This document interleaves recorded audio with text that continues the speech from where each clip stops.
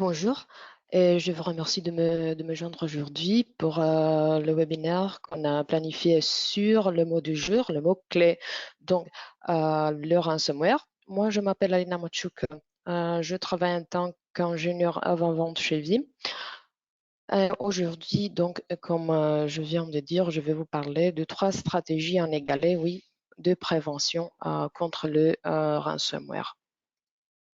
Avant de commencer, donc, il faut que je vous parle un petit peu de règles de jeu. Oui, donc, votre microphone, il a été automatiquement désactivé. Si vous avez une question ou un commentaire, donc, vous pouvez le poser dans le panneau de chat. Et aussi, vous avez un panneau pour les questions dédiées ou un panneau dédié. Et les enregistrements et les présentations seront mis en ligne après le webinaire. Donc, vous allez les trouver, vous inquiétez pas. Avant de rentrer dans une discussion sur le ransomware, j'aimerais vous présenter Vim un petit peu. C'est l'histoire de Vim.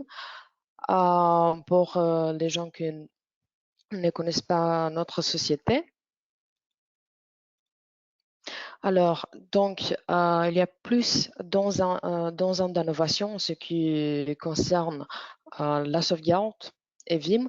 Par exemple, donc, on a commencé en 2008 avec la sauvegarde de la réplication de 1 à 1, oui, la Vim Backup par réplication. On a apporté la restauration instantanée au niveau des fichiers. On avait de la déduplication intégrée, des sauvegardes synthétiques complètes et aussi la possibilité de répliquer un l'EVM avec des points de restauration multiples. Nous sommes en 2020, mais ce qu'on a apporté en 2019, c'est le... Donc, en 2019, on avait déjà le Vim Cloud Tier, on a apporté aussi l'immutabilité au niveau de Cloud Tier avec la V10. On a aussi le Vim Data Labs, oui, et les 2 fonctionnalités Staged et Secure Restore qui nous permettent d'avoir une restauration par phase et une restauration sécurisée. On a apporté les diagnostics intelligents au niveau de reporting et au niveau de supervision de votre environnement avec Vim1. On a apporté 2 produits qui vous permettent de faire la sauvegarde d'AWS et d'Azure. La possibilité, avec la V10, on apportait également la possibilité de restaurer n'importe quel type de sauvegarde sur les hyperviseurs ESXi, oui, de VMware et beaucoup plus.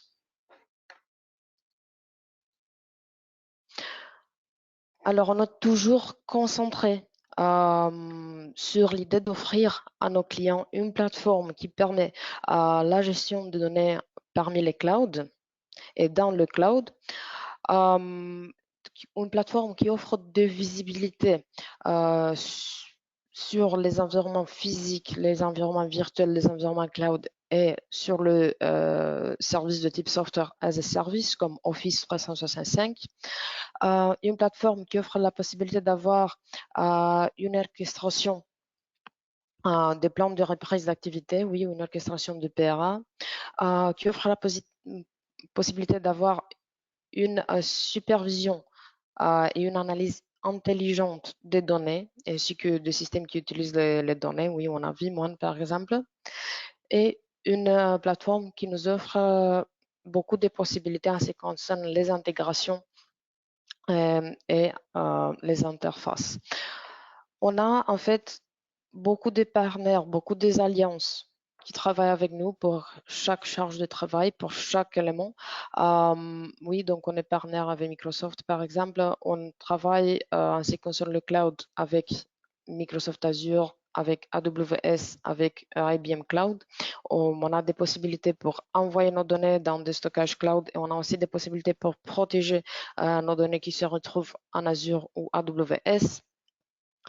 On protège Office 365 avec Vim Backup pour Office 365.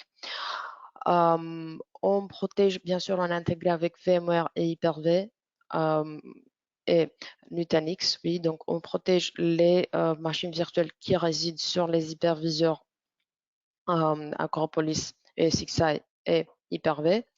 On peut quand même protéger les postes de travail et les serveurs physiques, oui, avec des systèmes d'exploitation Windows et Linux, ainsi qu'on peut protéger Oracle Solaris et IBM AIX avec des agents, parce que, bon, la sauvegarde pour les environnements virtuels, ça se fait sans agents. On a donc des outils de supervision et analyse qui vous permettent d'avoir une vision et une transparence sur votre environnement virtuel. Il s'agit de Vimon. On a des outils qui vous permettent de faire l'orchestration de plans de reprise d'activité, qui vous offrent aussi une documentation dynamique qui peut vous servir pour présenter aux équipes d'audit. Oui, donc il s'agit de Vim Availability Orchestrator. Euh, sur la sauvegarde des réplications, donc on a rajouté les Data Labs qui vous offrent la possibilité de tester vos sauvegardes d'une façon automatique. Il vous offre aussi la possibilité d'avoir les fonctionnalités Secure Restore, Stage Restore, oui, donc pour faire de vérification malware inclus. Oui, et on a aussi donc des API de stockage universel. On est intégré avec quelques branches de stockage et quelques modèles de stockage. Ça nous permet de faire la sauvegarde à partir de snapshot de B et beaucoup plus. On a même un Explorer pour le snapshot de B et on dispose d'une façon de faire l'orchestration de snapshot de B pour avoir une protection une protection de données beaucoup plus complexe. Aussi, on a les stockages. Donc, pour le cloud, on a la possibilité de copier les sauvegardes ou d'archiver les sauvegardes sur les stockages objets, donc AWS ou de stockage compatible S3, de stockage Azure Blob ou des stockages IBM Cloud. Donc, on a vraiment une plateforme flexible pour que nous puissions vous offrir la possibilité de choisir une façon adaptée de protéger vos données. En chiffres, donc notre siège, comme vous le savez peut-être déjà, c'est à Bar, c'est en Suisse. 76 des entreprises Global 2000, oui, et Fortune 500 sont clients de Vim, Fortune 500, oui, sont clients de Vim. On a 160 pays et 4500 collaborateurs dans le monde. Oui, et on a en fait plus d'un milliard de dollars de chiffre d'affaires en 2019. On a en fait donc des notes, on a reçu de qualificatifs excellents au niveau de satisfaction client, de fonctionnalité des produits et notre efficacité commerciale, et aussi au niveau de portabilité de renouvellement.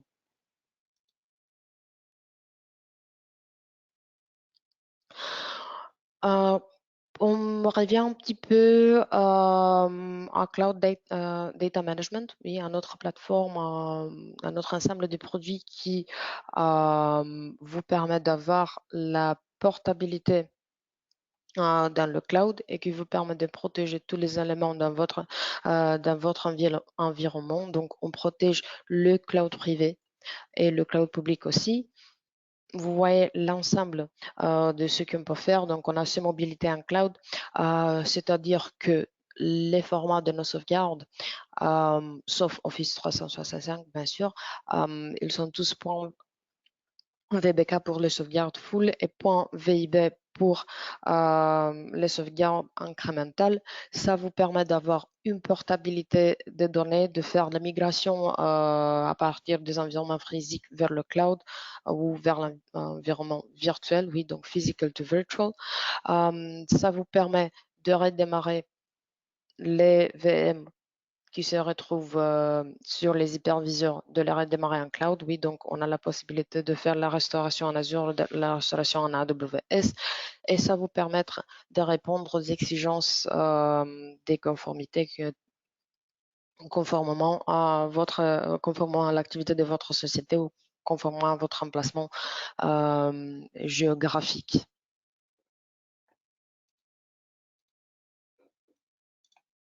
Si on parle de sauvegarde, oui, donc il s'agit d'une évolution très claire. Au début, oui, on avait donc la sauvegarde sur bound, c'était la première tube de sauvegarde. Donc, on sauvegardait directement vers le bound. Après, donc, à cause du fait que les environnements informatiques, oui, donc ils sont beaucoup développés. Oui, on a eu le cloud, on a eu on a eu premièrement les plateformes de virtualisation qui sont apparues. On a eu les clouds, beaucoup de types de clouds. On a fait en fait une transition, oui, donc vers d'autres types de sauvegarde, euh, comme disque vers bound, disque vers cloud, etc. On a apporté de la déduplication, oui, pour garantir une efficacité du stockage. Bon, et on a appliqué on a apporté en fait d'intégration avec des applications, la consistance applicative par exemple, pour répondre aux applications de plus en plus nombreuses, oui, et pour répondre aux besoins de les sauvegarder en fait. Du point de vue non technique, la sauvegarde, oui, l'idée de sauvegarder, donc on a eu à ce niveau-là, on a eu des transformations numériques. On a eu donc des attentes et en ce qui concerne le SLA, le Service Level Agreement, des attentes de plus en plus hautes. Oui, des attentes en ce qui concerne de la réduction du CTP, etc. On a aussi donc le GDPR qui nous impose beaucoup des exigences des conformités auxquelles il faut répondre en utilisant des tierces technologies, oui, parmi lesquelles la sauvegarde.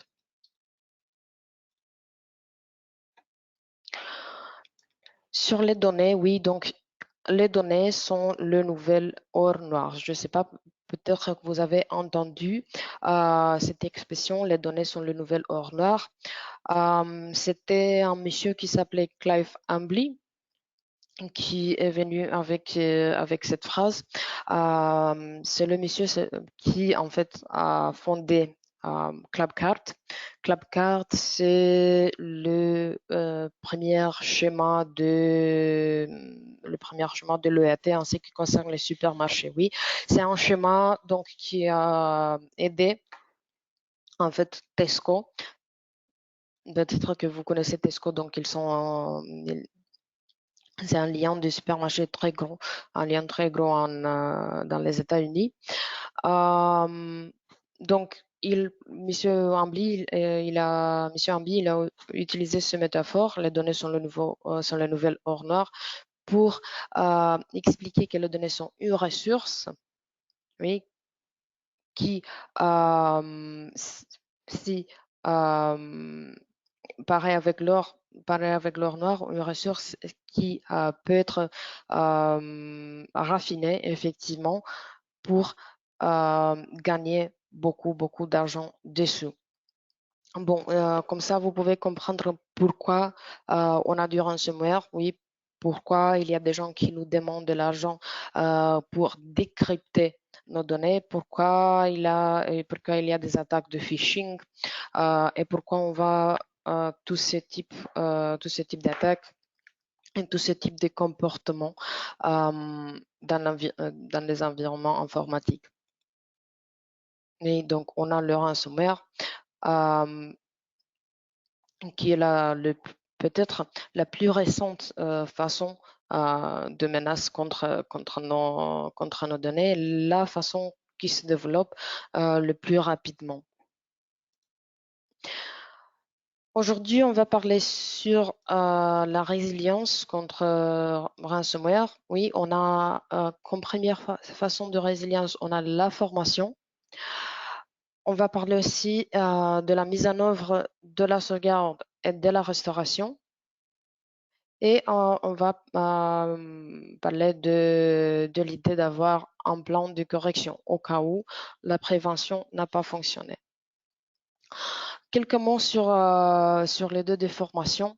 Ça, c'est très important au niveau donc d'avoir des formations euh, au niveau d'utilisateur, oui. Donc, ce sont eux qui utilisent toujours nos systèmes informatiques, ils utilisent toujours les boîtes courriels et d'autres plateformes comme SharePoint, par exemple, euh, qui sont en fait exposées hum, au type au certains types d'attaques, oui.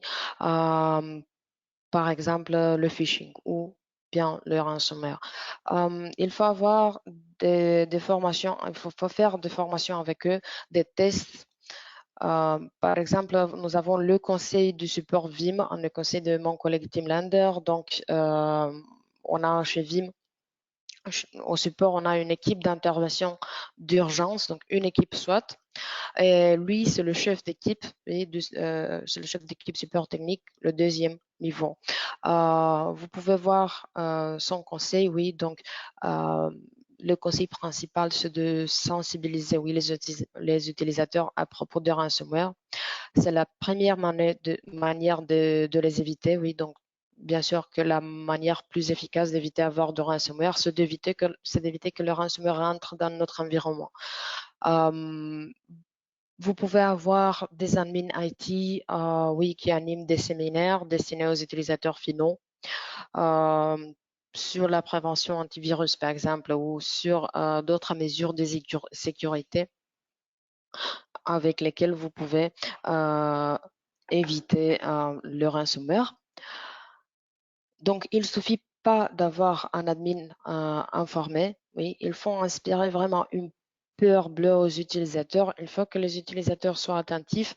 Il faut qu'ils vérifient les courriels avant de cliquer dessous. Il faut qu'ils vérifient la source, oui. Il faut qu'ils sachent vraiment que c'est dangereux de cliquer sur des éléments qui sont assez suspicieux. Oui, ça peut apporter beaucoup de mal à notre organisation. Donc, il faut consacrer vraiment de temps aux sessions fondamentales.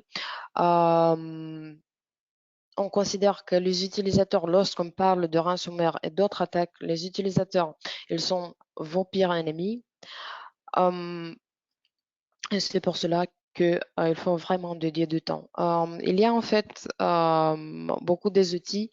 euh, Microsoft même, donc si vous utilisez Office 365 par exemple, ils ont une fonctionnalité disponible pour que vous puissiez tester vos utilisateurs, la réaction de vos utilisateurs au cas où ils reçoivent des attaques de type phishing, par exemple, oui. Il ne faut pas exclusivement faire des formations théorétiques, oui. Donc, ils vont participer. Peut-être qu'après 2, 3 semaines, ils vont oublier, ils vont toujours cliquer sur le lien venu d'Amazon qui leur demande de rentrer leur crédentiel pour une telle raison. Ou peut-être qu'ils vont cliquer sur une facture, ils vont télécharger une facture qu'ils ont reçue sans la demander. On ne sait jamais. C'est pour ça que c'est mieux aussi de tester vos utilisateurs, oui, donc d'envoyer des courriels de phishing, des faux courriels de phishing, bien sûr, pour voir exactement leur réaction et pour faire des pourcentages. Vous savez combien qui ont cliqué, je ne sais pas, 5% ont cliqué sur le lien, vous avez 25% de l'utilisateur qui ont rapporté le lien auprès des administrateurs, etc.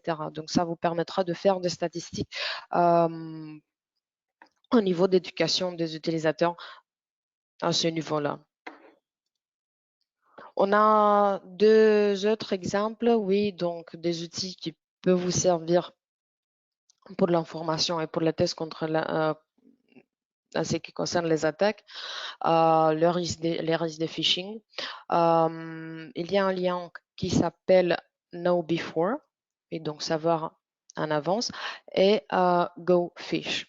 Je vous conseille de visiter ces liens. Peut-être que vous pouvez trouver le temps pour le faire.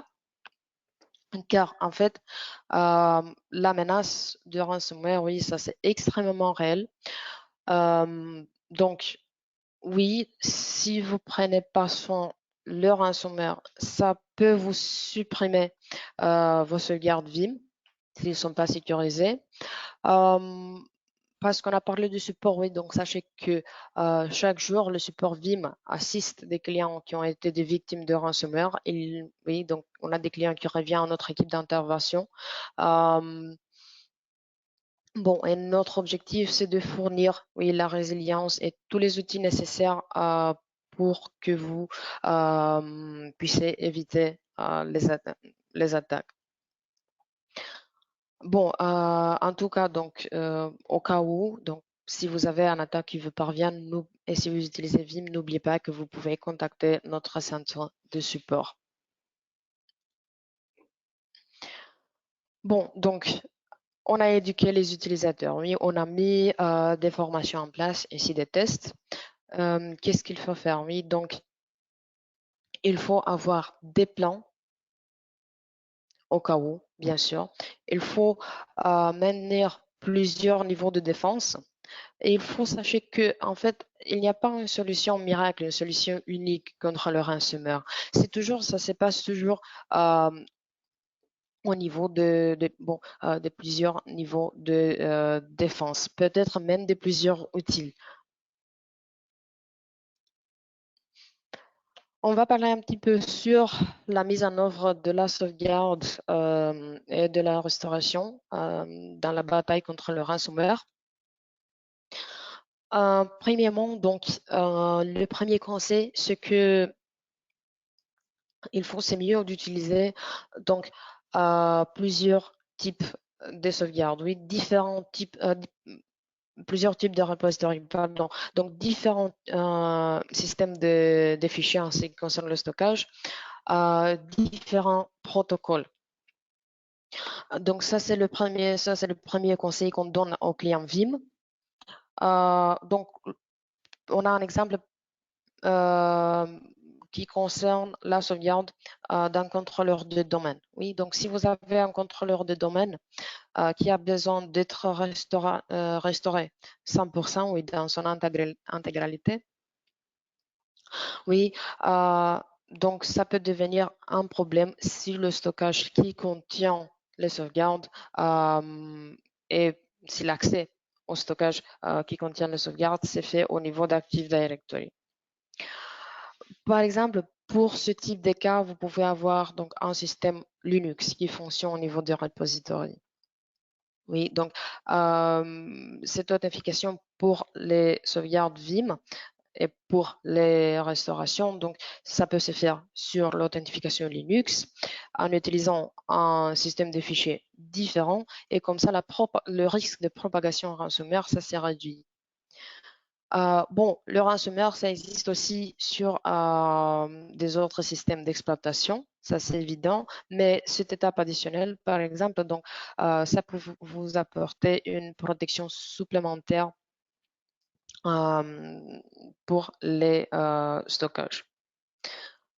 Aussi, donc, on a quelques exemples donc, des stockages des repositories, des cibles de sauvegarde qui utilisent des systèmes de fichiers différents et des systèmes d'authentification différents.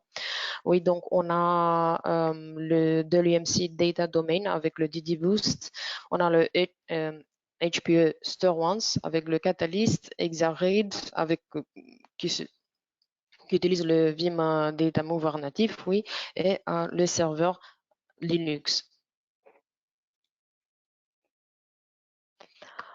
Bon, à part que ça, c'est la règle 3-2-1.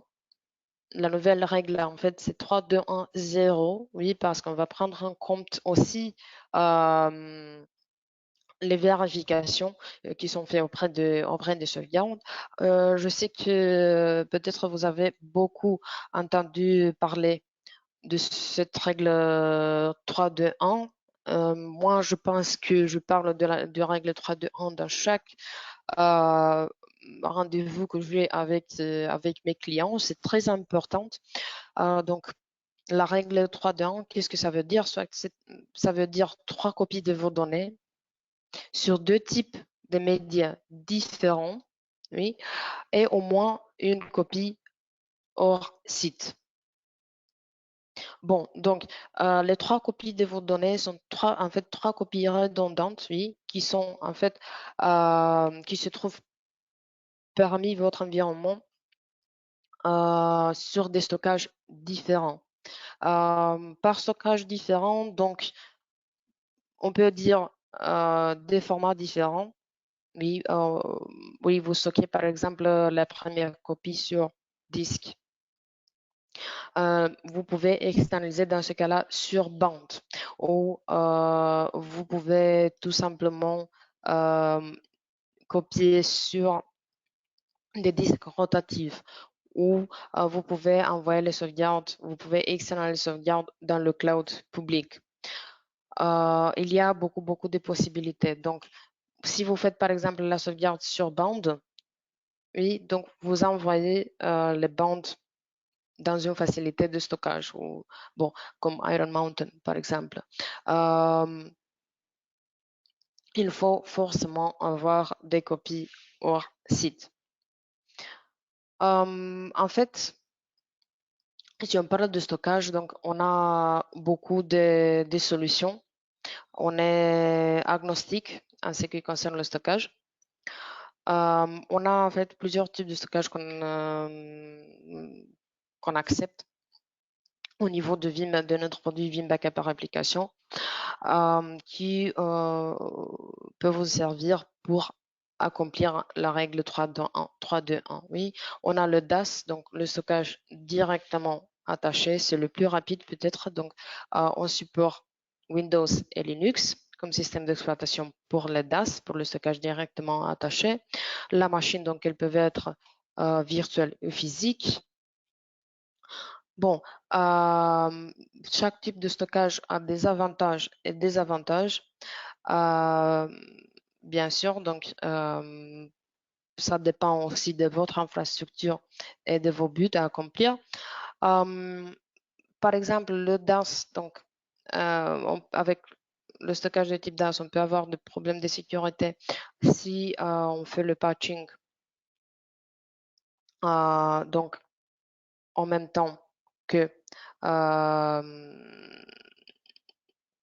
que les autres éléments, oui, de notre environnement. Donc, sans tester les mises à jour, par exemple, ça peut changer la façon dont les données sont sauvegardées ou bien optimisées. Bon, on a le NAS. D'habitude, la plupart de nos clients utilisent le NAS. C'est un partage qui peut être présenté en réseau, donc il a des gateways, des passerelles multiples qui écrit sur lui. Et bon, ça peut créer donc un throughput, une vitesse de throughput optimale pour nos sauvegardes. Le partage, donc, ça peut venir à partir de beaucoup de sources, par exemple un NAS ou un serveur Windows. Un désavantage, ça peut être la connexion au partage. Donc, parce que bon, ça dépend aussi de la charge réseau. On a les appliances de dupes qui sont supportées sont supportés par Vim Backup Air Application. Donc, c'est mieux de les utiliser pour archivage, c'est vrai, oui, pour archiver vos données. Alors, donc, voilà un exemple donc, de ce que vous pouvez utiliser pour envoyer vos données off-site. Vous pouvez avoir un deuxième site ou avec une appliance de dupe à installer là-bas. Et bon, comme ça, vous pouvez externaliser les données et archiver les données hors site.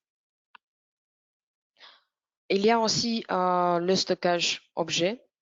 Bon, ça c'est approximativement une nouveauté, oui. En Vim Backup Air Application, vous pouvez créer ce qu'on appelle un scale-out backup repository où vous pouvez rattacher un stockage objet comme capacité tiers, comme tiers de capacité pour archiver ou copier ou les deux, donc vos données là-bas. Et bien sûr, la bande. Donc la bande, elle n'est pas morte.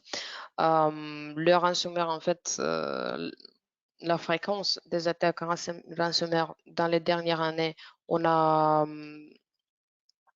la fréquence des attaques ransomware dans la dernière année a vraiment apporté donc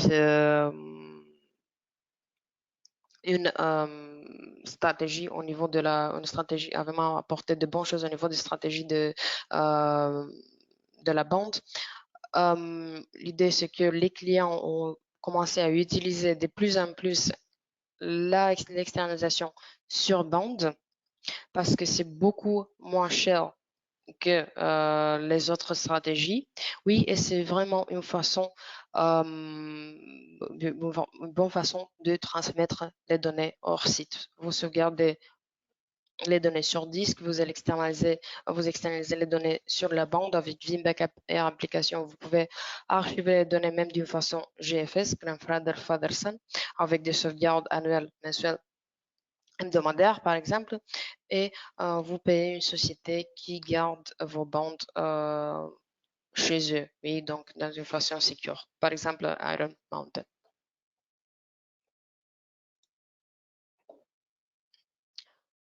Bon, la technique donc des résiliences qu'on a trouvé la plus efficace, c'est probablement celle du stockage hors ligne. Oui, les bandes, les disques amovibles, etc.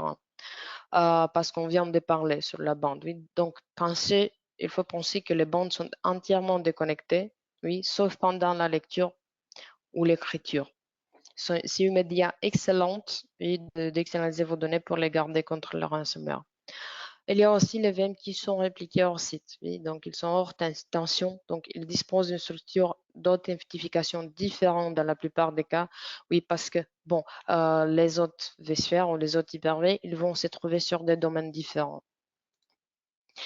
On a le snapshot de stockage principal, donc qui sont utilisables en tant que technique de restauration et disposant en règle générale d'une structure d'authentification générale.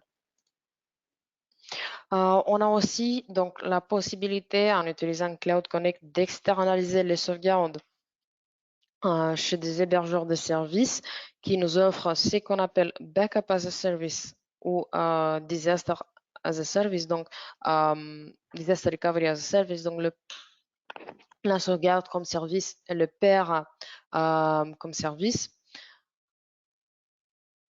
Et nous pouvons utiliser le Vim Cloud Connect et envoyer nos données, oui, donc dans l'infrastructure de sauvegarde d'un hébergeur de service. Et donc ça, c'est-à-dire que nous allons nous connecter directement à leur infrastructure de sauvegarde et nous allons utiliser un mécanisme d'authentification qui est différent ainsi qu'un API différente. Et on a les disques durs rotatifs, oui, qui sont pareils avec les bandes entièrement déconnectés, sauf pendant la lecture et l'écriture.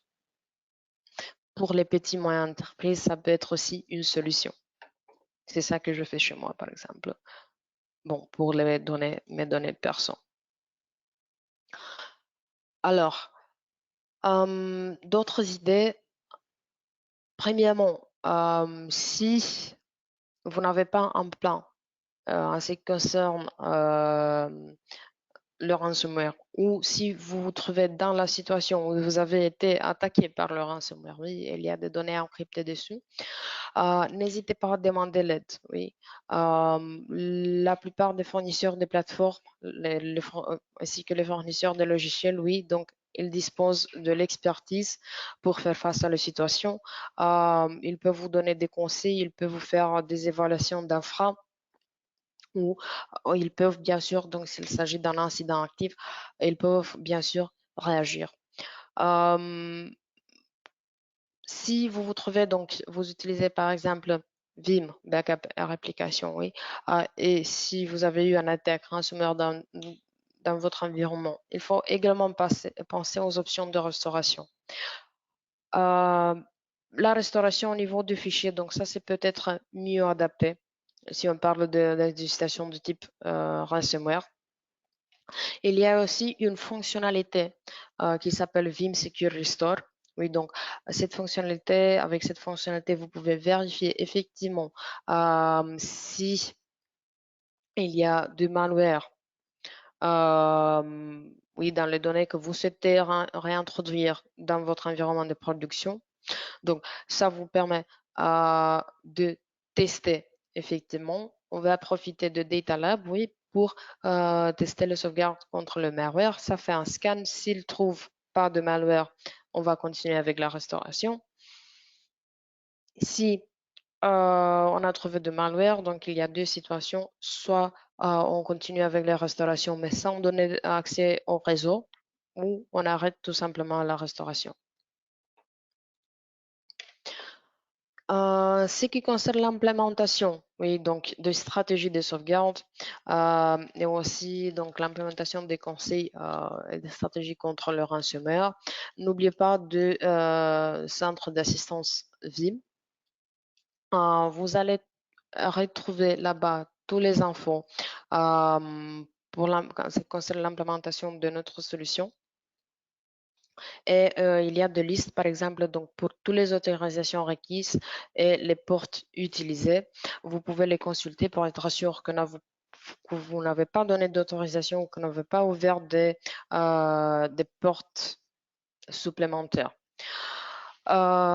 Bon, quelques autres conseils donc en ce qui concerne la protection au niveau des sauvegardes. Une autre idée, c'est de protéger effectivement donc votre console Vim Backup par application. Donc, oui, la console Vim Backup application, ça se trouve sur un serveur, sur une machine. Donc, il faut protéger lui-même contre les attaques de type ransomware et contre les gens qui peuvent avoir d'intention pas assez bonne. Oui, donc contre les attaqueurs, contre les hackers. Bien sûr que vous pouvez considérer donc encrypter vos sauvegardes ou bien sûr que c'est une bonne idée de séparer votre stockage du domaine, mais alors ça ne va pas protéger le serveur Vim. Il ne faut pas donner accès à tout le monde oui, dans votre équipe, IT, dans votre équipe de gestion. Il ne faut pas leur donner accès au serveur Vim Backup et Réplication. Oui, donc on a au niveau de Vim, on a la possibilité d'avoir une séparation des comptes d'utilisateurs.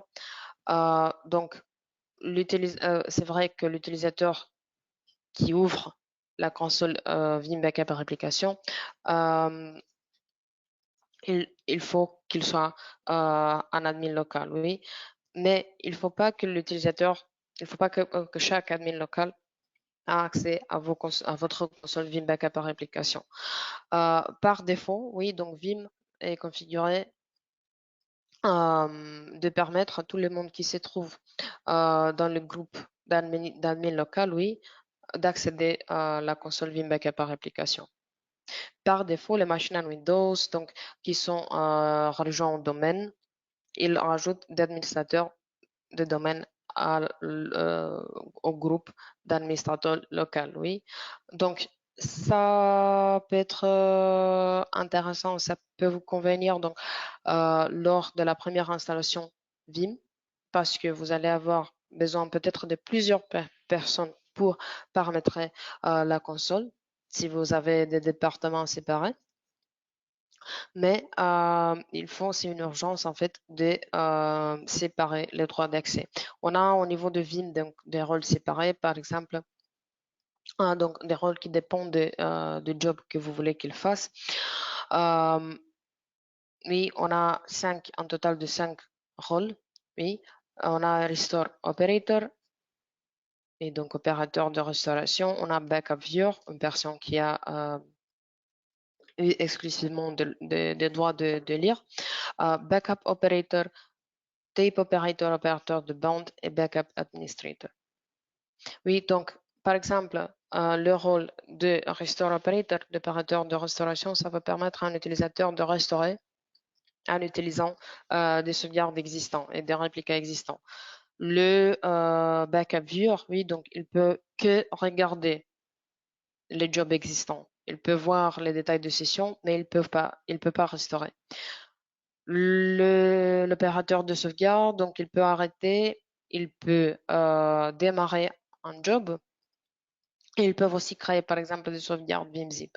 L'opérateur Bound, donc ça va vous permettre aux utilisateurs de faire les manips qui concernent la bande. Oui, donc l'inventory de l'export de bande, de faire eject, oui, le catalogue, de travailler sur d'accéder au catalogue, oui, et tout ça, des scans de librairie, etc. Et le backup administrator, donc l'administrateur de sauvegarde, il peut faire toutes les actions qui sont disponibles dans la console sans avoir de restrictions. C'est pour ça que c'est important de ne pas donner le rôle d'administrateur de sauvegarde à tout le monde qui se trouve dans votre équipe IT. Il y a aussi l'Enterprise Manager. Ça, c'est un produit c'est un produit à nous. L'Enterprise Manager, donc ça c'est une console qui s'ouvre dans un navigateur, donc une console web qui vous permet de assigner les rôles de façon granulaire. Oui, donc vous pouvez vous en servir pour donner le rôle à vos utilisateurs, pour donner des rôles granulaires, de droit d'accès granulaire à vos utilisateurs. Bon, il y a trois rôles. Il y a l'administrateur portail, l'utilisateur portail et l'opérateur restauration. Vous pouvez vous jouer avec pour déléguer des rôles. Oui, de plus, en fait, le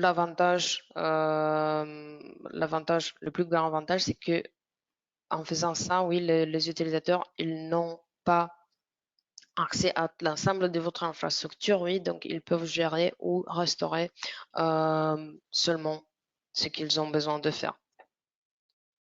Bon, et aussi, donc ça protège le serveur Vim Backup par application, oui, parce qu'ils vont accéder à la console en n'utilisant pas le serveur. Oui, donc il ne faut pas accéder à la machine. Ça rajoute un autre point supplémentaire d'accès. Alors, donc aussi, donc, vous pouvez utiliser les comptes de service local pour Vim Backup et Application pour protéger. Donc, c'est une autre façon de protéger contre le ransomware. Il y a toujours une discussion en ce qui concerne s'il faut ou s'il ne faut pas rajouter la machine Vim Backup et Application au domaine. Donc, les réponses peuvent être variées en fonction des configurations de clients et en fonction ou en fonction bien de ce qu'on veut accomplir. Oui. Par exemple, il y a des avantages. Donc, nous allons avoir le Credential Manager qui est centralisé avec Active Directory. Nous pouvons accéder des ressources de domaine, oui, sans avoir des étapes extra, etc. Mais c'est aussi donc un désavantage parce que si s'il y a un compte de domaine qui a été touché, ça expose notre serveur Vim Backup par application.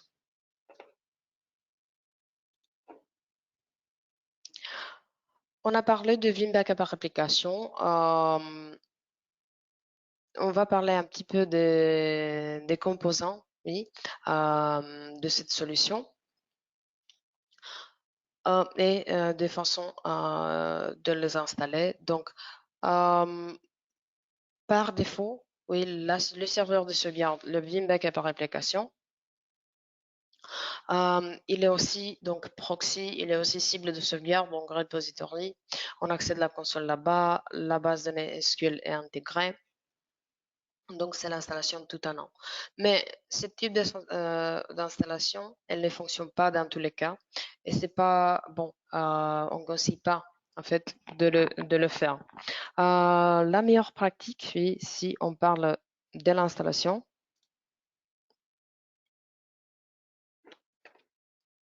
c'est en fait d'identifier les composants. C'est pour ça que j'aimerais parler un petit peu sur chacun. Les distribuer, oui, parmi votre environnement. Euh, et bien sûr, à utiliser le centre d'assistance si besoin. Oui, donc le Help Center, ça vous donne beaucoup de conseils sur l'implémentation de notre solution. Oui, donc l'installation tout en un, ça vous permet de tester la solution. C'est pas un problème si vous le testez. Euh, Mais si vous envisagez d'implémenter la solution dans la production, oui, donc il faut trouver donc chacune composante à sa place. Et il faut la trouver. Oui, on va avoir la console, la base de données SQL, au moins un proxy.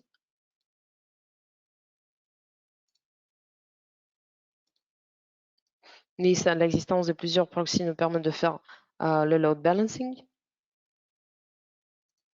La plus importante, oui, donc la cible de sauvegarde, la plus importante dans cette discussion sur le ransomware.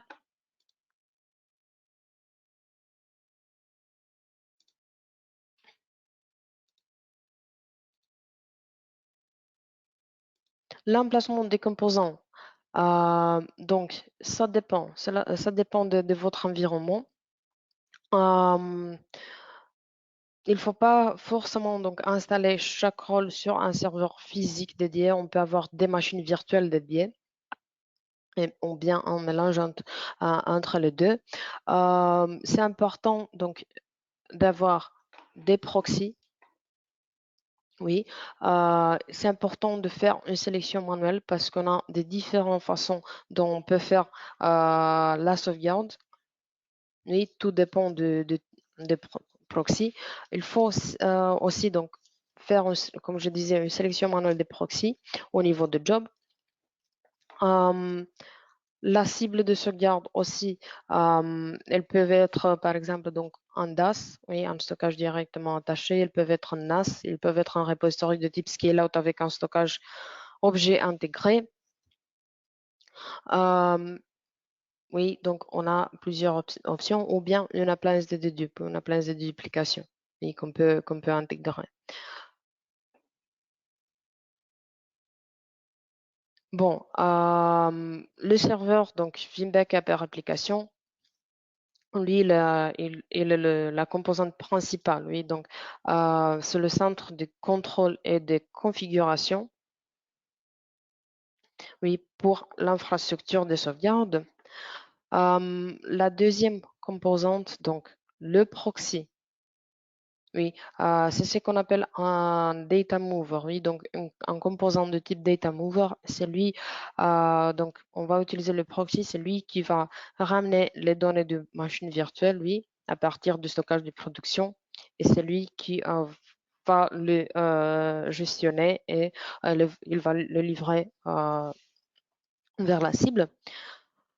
Alors, on a bon, Vim Backup Repository, oui, donc la cible de sauvegarde, le repository de backup, c'est la cible de sauvegarde, un endroit où nous allons stocker les fichiers de sauvegarde. Et aussi, bon, les sauvegardes de configuration, les copies des VM et, bon, par exemple, fichiers auxiliaires pour les réplications, face également la réplication.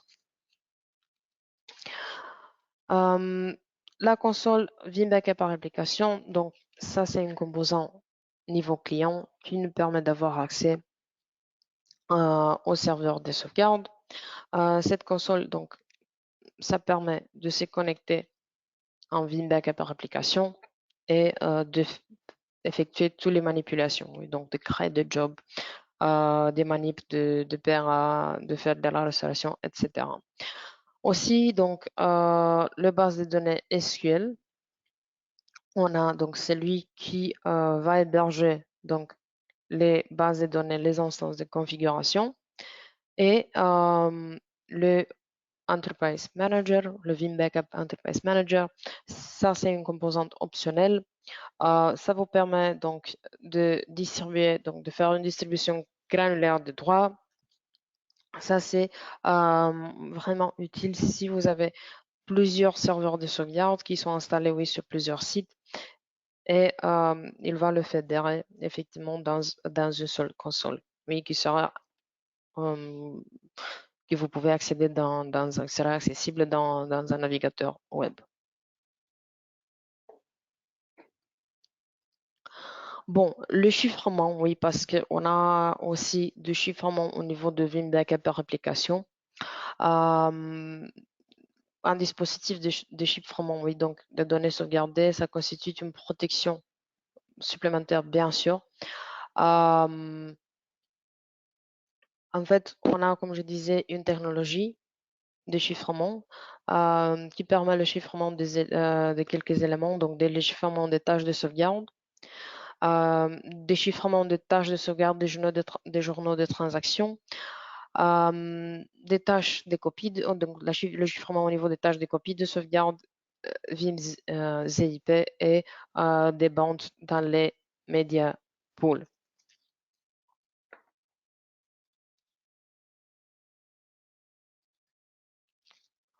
Alors, un problème très important, donc le principal point faible, c'est l'absence d'isolation physique au niveau de, au niveau de cible de sauvegarde, au niveau du stockage. Euh, oui, donc ça, c'est en fait euh, la, la technique, oui, de stockage entièrement isolé, ça c'est la plus efficace face au ransomware. Dans Vim Backup par application, dans la version 10, il y a une nouvelle fonctionnalité. Il y a une nouvelle fonctionnalité qui peut vous apporter donc cette absence, cette isolation physique. C'est l'intégration avec l'Object Lock, la technologie Object Lock d'Amazon S3.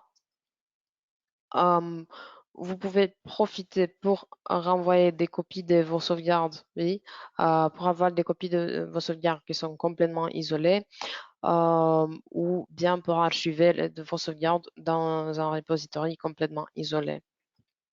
Oui, ça c'est intégrable avec le Scale-out Backup Repository. Vous n'avez pas besoin de bandes, vous n'avez pas besoin de VTL, oui, donc de livret virtuel. Tout simplement, vous rajoutez le stockage dans le Scale-out Backup Repository. Il y a donc des stockages qui peuvent être, par exemple, dans le cloud public, oui, donc AWS S3 ou Wasabi, ou un stockage on-premise qui est compatible avec S3 et avec l'Object Lock. Donc, pour répéter, la meilleure pratique, c'est de disposer d'au moins une copie hors ligne, oui, donc copie de vos données hors ligne qui est entièrement isolée. Et bon, réserver les sauvegardes les plus récentes pour cette configuration.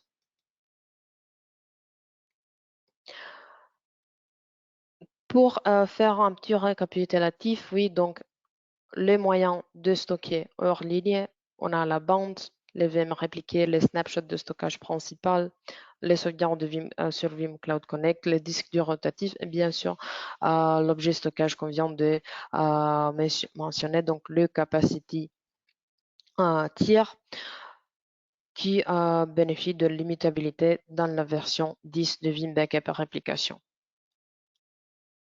Aussi, donc, on a apporté donc la possibilité de copier immédiatement, de faire une copie dans l'immédiat, une copie de nos données dans l'immédiat vers le capacity tier. Ça, c'est configurable au niveau des jobs qui utilisent un scale-out.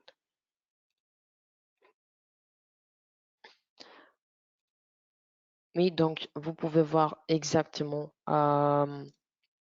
ce que je parlais. Oui, donc, on a apporté la fonctionnalité Immediate Copy. Ça va vous permettre de déplacer immédiatement après que la sauvegarde soit effectuée, de déplacer les données vers un stockage objet qui est Amazon S3, oui, qui a aussi le verrouillage des objets, l'Object Lock, un stockage compatible S3, un stockage Blob Azure ou un stockage IBM Cloud. Bon, si on ne réussit pas, oui, prévenir le ransomware, malgré les efforts pour organiser notre infra de sauvegarde et malgré les efforts d'éduquer en fait nos employés, on peut avoir, donc on peut appliquer un plan de correction. Il faut en tout cas euh, avoir un plan de correction, oui, donc il faut être prêt pour le ransomware. Il faut l'établir en avance, mais si on a un attaque, on peut bien sûr l'exécuter. C'est bien de disposer d'un plan qui est documenté, donc on ne sait jamais quel changement on va avoir au niveau des employés. Bon, ces plans, donc quelques idées pour les plans, c'est d'avoir l'isolation et la mise en arrêt du système affecté, oui, immédiatement. De appeler immédiatement le support, oui, donc support Vim compris, si vous sauvegardez avec Vim. D'envisager des types différents de restauration. Par exemple, donc, on a aussi dans Vim Backup par application, dans la version 10, on a la sauvegarde de NAS. Si vous sauvegardez un NAS qui est le NAS, il a été infecté par le NAS en production, il a été infecté par le ransomware. Avec Vim Backup par application, vous avez la possibilité de faire ce qu'on appelle rollback, oui, donc de revenir dans un certain point en arrière. Ou bien, donc, vous pouvez exécuter la secure restore, de quoi on a parlé, ou de faire la restauration des fichiers.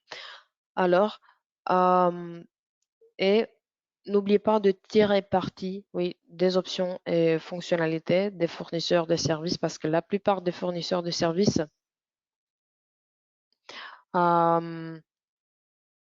la plupart des fournisseurs de services, donc ils ont des mesures implémentées. Ils ont aussi des conseils que vous pouvez trouver sur leur site.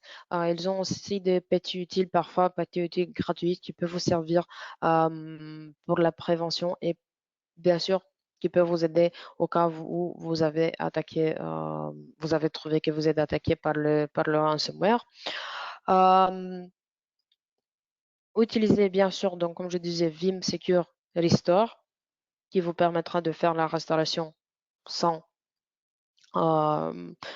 connecter oui, la machine infectée au réseau, par exemple, si on trouve qu'elle est infectée. Utilisez, oui, donc des outils de surveillance. Par exemple, en Vim, on a Vim1. Vim1, il a une alerte qu'il envoie au cas où il détecte une utilisation anormale des ressources sur une de vos machines virtuelles. Oui, donc vous pouvez l'utiliser même pour vous garder contre le ransomware. Vous avez reçu l'alerte, vous vérifiez la machine, vous avez la possibilité de le mettre instantanément dans l'isolation. Oui, donc ou à l'arrêt. Bon,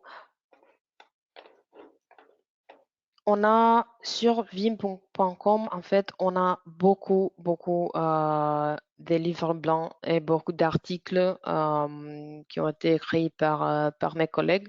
On a une série, oui, contre le ransomware. Vous pouvez le lire, vous pouvez appliquer tous les conseils, oui, que vous trouvez applicables, bien sûr, dans votre environnement. Je vous conseille de le faire, de prendre votre temps.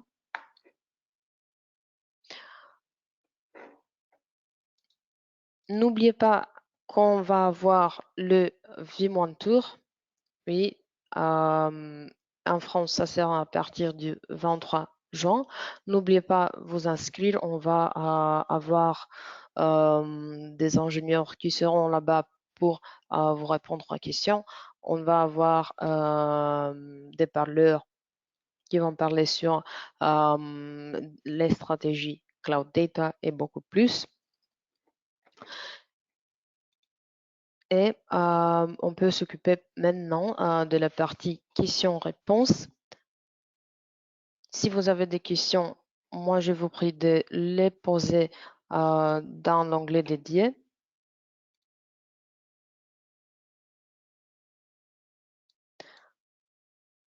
Alors, je vois une question sur le chiffrement, si elle est mise automatiquement lors de l'installation de la plateforme. Alors, donc, au niveau de job, vous pouvez effectivement, vous avez des options en ce qui concerne le chiffrement. Vous allez pouvoir vérifier au niveau des jobs.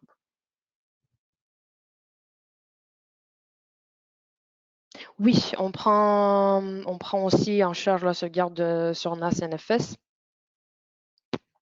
la sauvegarde de NAS NFS.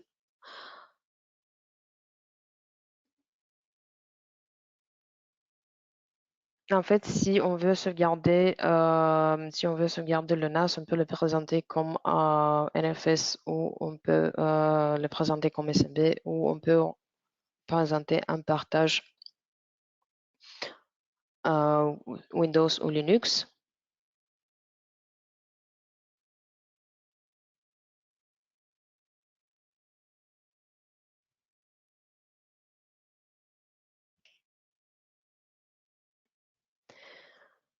Alors, bon, malheureusement, notre temps, on n'a plus de temps, notre temps il est fini. Euh, je vois qu'il y a plus de questions, en effet, donc je vais vous répondre par courriel pendant cette semaine.